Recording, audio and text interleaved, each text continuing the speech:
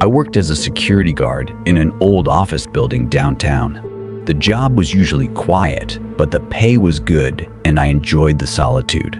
The building had a history. It used to be a psychiatric hospital before being converted into office spaces. Most nights were uneventful, with me patrolling empty floors and occasionally dealing with an alarm or two. One night, I was scheduled for a double shift, covering for a colleague who called in sick. It was a Friday, and by 10 p.m., the building was completely empty. I made my usual rounds, checking the doors and windows, ensuring everything was secure.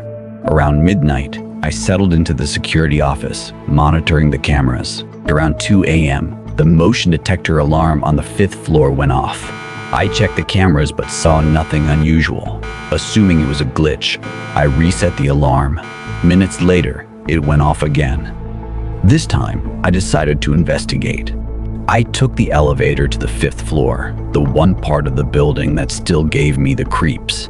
It used to house the hospital's most troubled patients, and despite the renovations, it retained an eerie vibe. The air was cold, and the dim emergency lights cast long, unsettling shadows.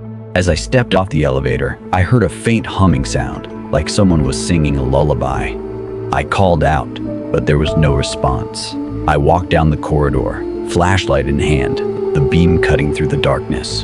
The humming grew louder, coming from an old storage room at the end of the hall. I hesitated, then slowly pushed the door open. The room was empty, except for old furniture covered in dusty sheets.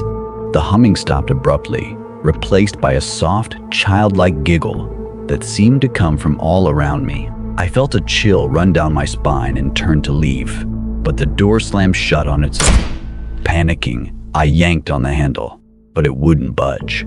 I banged on the door, shouting for help, but my voice seemed to be swallowed by the darkness. The giggling returned, this time right behind me. I spun around, shining my flashlight, but there was nothing there. Then I felt it, a cold, clammy hand on my shoulder, and I froze, unable to move or scream. Slowly, I turned my head and saw a figure standing behind me in the dim light. It was a young girl, her eyes dark and hollow, her face twisted in a sinister grin. She whispered, "Come play with me." I screamed and pulled away, the door finally giving way. I ran down the hall, not daring to look back, and threw myself into the elevator, frantically pressing the button for the ground floor. As the doors closed, I saw her standing at the end of the hallway, watching me with those empty eyes. I burst out of the elevator and ran straight to the security office, slamming the door behind me. I checked the cameras again, but there was no sign of the girl. The building was as silent and empty as it had been all night. I spent the rest of my shift locked in the security office, too terrified to make another round. When morning came, I handed in my resignation. I couldn't stay another night in that building, not after what I had seen. Years later, I heard that the building was abandoned, unable to keep tenants. People reported strange noises, sightings of a young girl, and unexplained cold spots. They say her spirit still roams the halls, trapped in the place where she met her tragic end, looking for someone to play with her in the dark.